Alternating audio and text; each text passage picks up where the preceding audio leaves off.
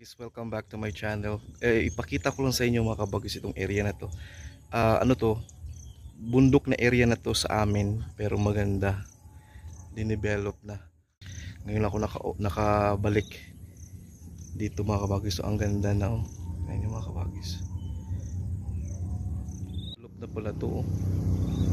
Napakaganda. Southern Hills View Homes.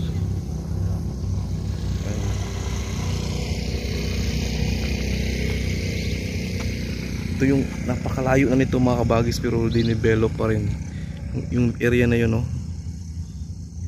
Grabe ang ganda.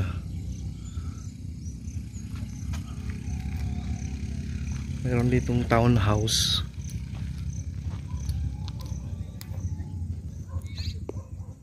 Ito yung townhouse kabagis oh.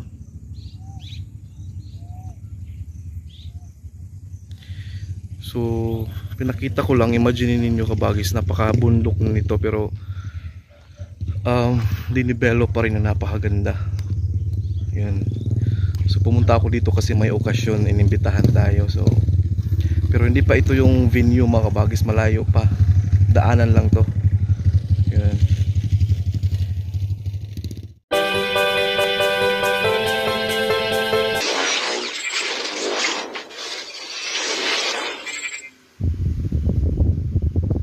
Hi mga kabagis, welcome back to my channel. Good afternoon. So pag-uusapan ngayon natin ngayong hapon is yung question regarding doon sa talbos ng kamote as my snacks ng mga baboy natin. Ginagawa din yung snacks, yung talbos ng kamote. At the same time, ano yan, gamot yan sa pagtatain ng mga biik natin. Kung wala namang talbos ng kamote, ang pinapakain ko yung hilaw na saging na saba. Yung mga ano pa, hindi pa masyadong malaki, makabis yung mga maliliit. So maghahanap ako niyan kasi minsan may mga saging na natutumba tapos maliliit pa yung bunga, kung may puso ng saging kasama. So yun yung iniipon ko, binibigay ko sa kanila kapag masama yung kanilang tiyan, may basa yung dumi ng biik. So pinapakain natin yan. Hindi araw-araw mga kabagis, pinapakain lang natin yan normally kung may nagtatae. So take note, hindi yan pakain araw-araw, baka masobrahan. Instead na magtatain na, ang ending magtatain na noon o magtatain na yung natin, yung biik natin kahit walang sakit. So pinapakain natin yan whenever mayroon silang dinaramdam, yung mga minsan yung biik hindi maganang kumain. So pinapakain ko rin yung talbos ng kamote kasi may parang appetizer yan mga kabagis kumbaga sa mga biik natin. Well, sa napansin niyo yung ating organic food ito ng mga baboy natin. So, maraming mga organic food aside sa talbos ng kamote, mayroon din tayong tinatawag na Madre de Agua, which is maganda na kasi yung mga tinanim ko a month ago, may dahon na mga kabagis. Kita ko sa inyo maya-maya. May dahon na, pero mostly yung sa dami ng tangkay ng Madre de Agua o yung kahoy, kasi pinapak nila yan, kahoy na pinutol-putol na gano'n kahaba. So sa dami-daming gano'n, konti lang talaga yung nabuhay at nagkaroon ng dahon. So pakita ko sa inyo maya-maya mga kabagis, kasi isa yan sa mga magandang alternative natin sa pagkain ng mga baboy. Soon magawa tayo ng fermented na Madre de Agua kasi maganda daw yan sa mga alagang baboy. Kung may feeds naman tayong pinapakain, normally is ihahalo mo lang yan kung may fermented ka na Madre de Agua. So maganda yan, appetizer din yan sa mga baboy mga kabagis. So don't get me wrong, itong mga video na pinapakita ko sa inyo na mayroong biik kung kumakain ng talbos ng kamote, ito yung natin biik noon na nabenta na. So it was like 4 months ago. So yung mga save videos ko yan mga kabagis. So wag kayong magtaka, baka na iniisip niyo or baka magkamali kayo na mayroon na akong bagong biling biik. Wala. Nagpo-focus ako ngayon mga kabagis sa mga inahin. Mayroon tayong 3 inahin na inalagaan and hopefully maganda yung takbo dyan. So just keep on watching. Pakita ko sa inyo yung natin mga kabagis, yung tumubo na ng Madre de Agua. So aside pala sa Madrid de Agua kabagis, ito yung napier na binili ko. Yan, tumubo siya. So mabiglang lang yung tumubo talaga. So yan sila. Tapos yung sa tabi ng ating manukan,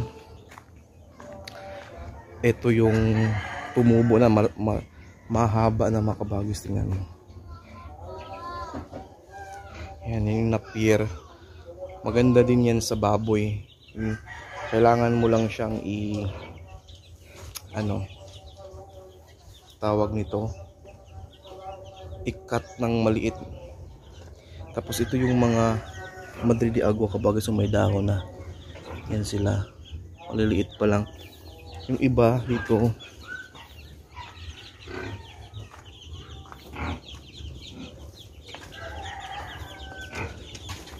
nagtanim din tayo ng mga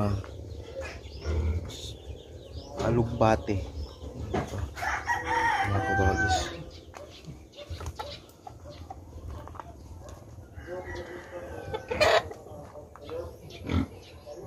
So ito na ang baboy. Hello. Ito na siya kabagis. So yung Madrid de Agua natin na tumubo na. Yan, may dahon na siya. Yan sila. Nakalihira lang yun. Ito sila, may mga na kabagis, may mga dahon na. So ang target natin yan soon. Diyan tayo kukuha ng mga sanga-sanga. Tapos paramihin natin yan sila mga kabagis. Ayan, marami. Doon pa. Kaso na na ng mga damo. Ito.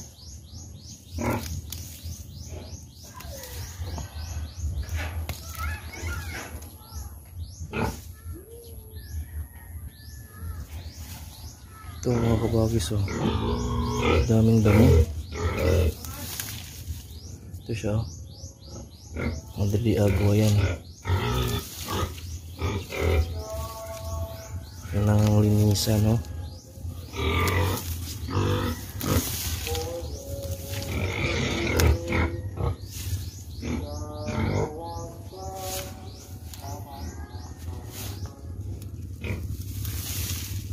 Yan.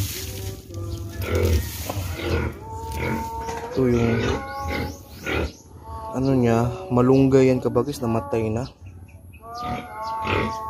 May buhay na malunggay din dito. Para sa mga manok din yan. Kapakain sa manok. May nabuhay pang isa, oh.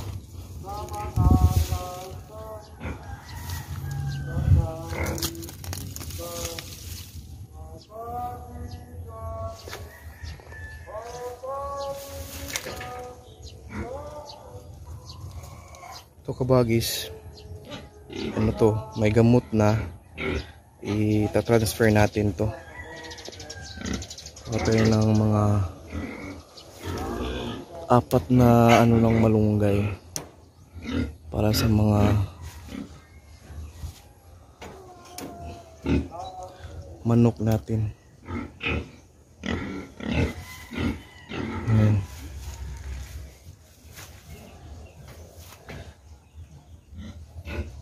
So, malaki na, may mga dahon, oh.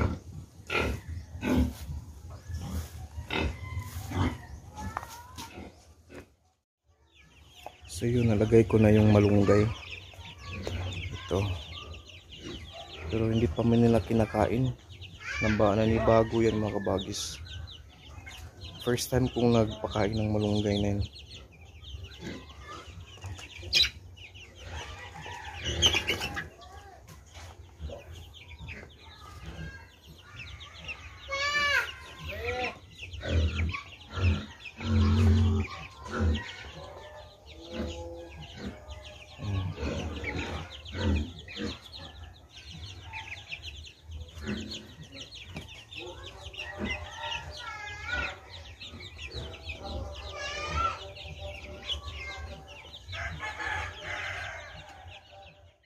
Init.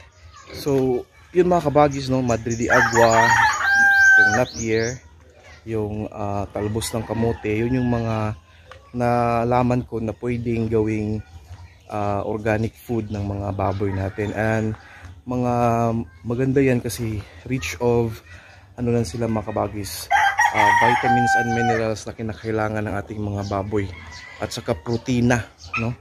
So kung nakita niyo yung first video natin na pumasyal tayo mga kabagis, no? Puntahan natin yung ating hindi ko na lang na kunan kasi pagdating ko gabi na mga kabagis, pero nagpapatining din sila. And alam niyo yung pinapakain nila mga kabagis is yung may mga nag-aalaga din doon kasi bundok na siya masyado, hindi uso yung feeds doon mga kabagis. May ginagamit sila, ang tawag sa amin sa Bisaya tahop or yung pollard, minsan darak. Hinahalo nila yan sa tawag nito, yung bang mayroon silang pinakuluang bunga or yung bunga ng kapayas, sinaslice mo yan ng manipis and then pinakuluan mo together with the malunggay, kangkong, ano po yung mga ginagamit nila. Yun, i-combine nila yan, o minsan ubod ng saging, tapos haluan nila ng tahop or yung darak or yung pollard sa amin. Basta may mga iba-ibang pangalan yan pero yung bang siya powdered na mga kumbaga para siyang powdered na, hindi siya ganun kalaki sa feeds. Yung mga yung tawag namin pollard or tahop, hinahalo nila yun mga kabagis doon sa yung kapapaya na nila, pinakuluan, pinipitimplahan yun, and then yun na yung pagkain ng baboy. So imagine niyo nakatipid sila, and then kapag ka-ibenta mo naman, almost the same lang din yung quality ng karne. Mas masarap pa nga, mas malasa kasi nga templado yung pinapakain, tapos more on organic. Yung mga feeds kasi natin minsan may mga halo na yung mga iba't ibang mga hinahalo nila na hindi na ganun ka same quality sa mga organic food ng mga baboy. Well, yun yung yun yung napansin ko sa ginawa nila doon. And sabi ko, kung talagang minsan kulang tayo sa oras gumagawa ng ganun kasi matrabaho yan mga kabagis. Imagine mo sa half day nila, everyday yan na half day is to really find those organic food. Minsan nagtatanim din sila para mayroon na silang sariling konsumo, pero kadalasan doon hinahanap pa yan at kumbaga binibili. Mura lang naman, pero yun yung half day nila, yun yung always na routine nila hanggang mabenta yung baboy. And then another half day is yung pagpapakain. So kung talagang masipag tayo, hindi tayo talaga mahirapan sa ng mga feeds. Kaya ngayon nagsisimula na akong magtanim, and yun na nga, may Madrid de Agua na akong tumutubo, mga healthy na mga Madrid de Agua, no? Talagang makita mo sa kanilang dahon, and doon ako magsimulang magparami.